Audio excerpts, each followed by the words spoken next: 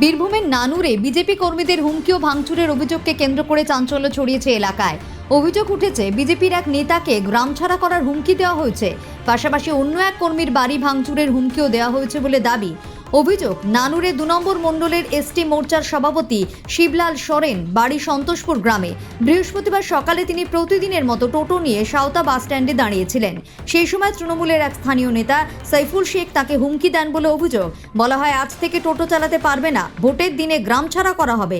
BJP করার জন্য হুমকি দেওয়া হয় বলে অভিযোগ। এছাড়াও অভিযোগ, নানুরের কুমিরা গ্রামে বিজেপির সক্রিয় কর্মী এক করি দাসকেও ঘরবাড়ি ভাঙচুরের হুমকি দেওয়া হয়েছে তৃণমূলের নেতা কর্মীদের পক্ষ থেকে। এই ঘটনার প্রতিবাদে নানুর থানার সামনে বিক্ষোভে সামিল হন বিজেপি নেতাকর্মীরা। অভিযুক্তদের দ্রুত গ্রেফতার ও দৃষ্টান্তমূলক শাস্তির দাবিতে থানা ঘেরাও করা হয়। বিজেপি প্রার্থী খোকন দাস হুঁশিয়ারি দিয়ে বলেন, দুষ্কৃতীদের অবিলম্বে গ্রেফতার না করা হলে থানা বন্ধ করে দেওয়া হবে।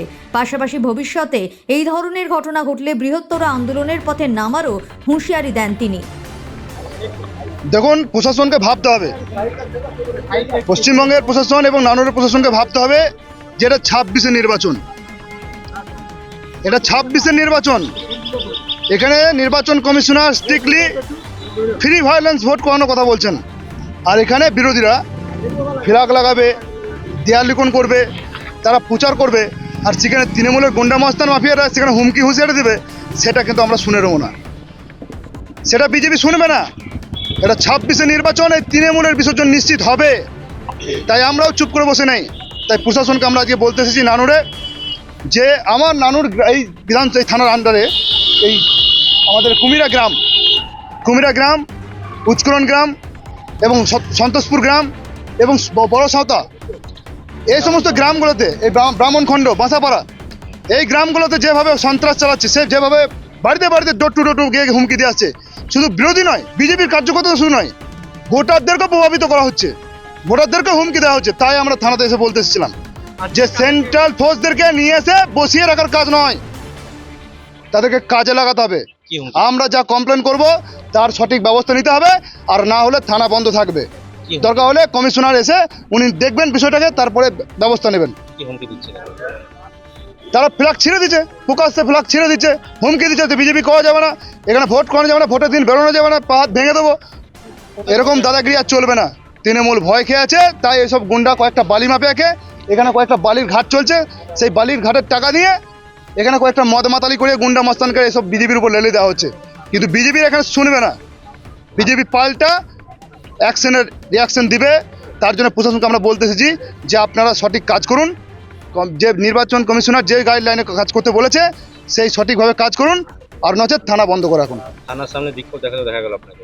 হ্যাঁ, থানার সামনে বিক্ষোভ করবো না। আমার কার্যকর্তাকে হুমকি দেবে, হুঁশিয়ার দেবে, আর আমরা বসে থাকবো? হুমকি হুঁশিয়ার দেবে আর আমরা থানায় আসবো না? আমরা আমাদের কমপ্লেন করছি, সেখানে তাদেরকে অ্যারেস্ট করার কথা, সেটা অ্যারেস্ট করতে হবে। প্রশাসন কি বললো? প্রশাসন আজকে আমাদেরকে বললো, আশ্বস্ত দিলে প্রশাসন বলেন যে আমরা কুইকলি এর বিষয়ে আমরা অ্যাকশন নিচ্ছি। আপনারা কি লিখিত অভিযোগ করলেন? লিখিত অভিযোগ আগে করেছি, আজকেও আমরা একটা লিখিত অভিযোগ করছি। এই পরিপ্রেক্ষিতে আমরা দেখছি কি করছেন, না হলে আমরা বৃহত্তর আন্দোলনে যাবো।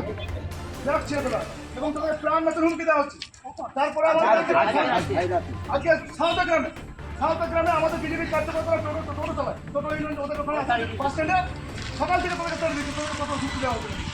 কেন ঢুকতে দেওয়া না? বিজেপি করে ঢুকতে দেওয়া না? তা কোন রাজ্যে গণতন্ত্র নেই?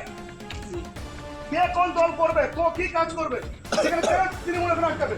তার আগে উচ্চকরণ গ্রামে আমাদের দলীয় পতাকা লাগানো শুনে আমাদের ছেলেদেরকে হুমকি দেয়, তারপরেও ঘরে ঘরে বলছে যে ভোট যেন তুমি ভোটের দিন দেখতে না পাই, বেরিয়ে হাত কিসের হুমকি, কিসের এত সাহস?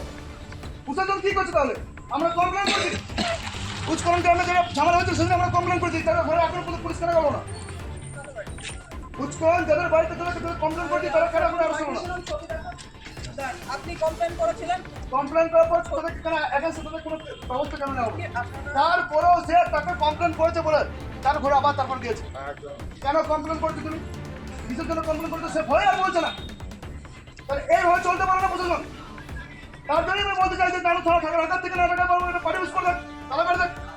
দরকার হলে আপনারা রাজনীতি করুন, আমরা পুলিশ প্রশাসন তো করতে ছেড়ে দিয়ে রাজনীতি করুন, তারপর দেখছি না তৃণমূল প্রথম অবস্থা মাফিয়া আছে, গুন্ডা ডন আছে, দেখছি আমরা দেখছি। আমরা প্রশাসনকে সম্মান জানাই, আমরা প্রশাসনকে সম্মান করি, প্রশাসন নিয়মই চলি আমরা। তৃণমূল আর পুলিশের অশুভ আঘাত আমরা মানছি না, মানবো না। তৃণমূল আর পুলিশের অশুভ আঘাত আমরা মানছি না, মানবো না। তৃণমূলের তুমি উল্টি ছাড়ো। পুলিশে অভিযোগ করুক, পুলিশ তদন্ত করে দেখুক কে ভয় দেখাচ্ছে, কি ভয় দেখাচ্ছে, এসব নিয়ে আমাদের তো কোনো মাথা ব্যথা নাই। ওর আশেপাশে যারা ঘোরাঘুরি চুপি তারাও তো তৃণমূলের লোক, ওদের অন্যভাবে খুঁজে বোঝা যায়নি যে কে তৃণমূল কে বিজেপি, কে কাকে হুমকি দেখাচ্ছে না দেখাচ্ছে, পুলিশ খুঁজে বার করুক। দীর্ঘক্ষণ থানা ঘেরাও করে হ্যাঁ, দীর্ঘক্ষণ থানা ঘেরাও করে রাখা হচ্ছে বিজেপি প্রার্থী। ওর মনে হয়েছে থানা ঘেরাও করতে হবে, থানা ঘেরাও করেছে, এটার ব্যাপারে তো আমার কিছু বক্তব্য নাই। কেউ যদি থানা ঘেরাও করে, যে থানা ঘেরাও করিস না রে, আমি বলতে পারবো না আমার কথা শুনবে, সে তো আমার কথা না শুনি যা হোক একটা বুঝে থানা ঘেরাও করছে।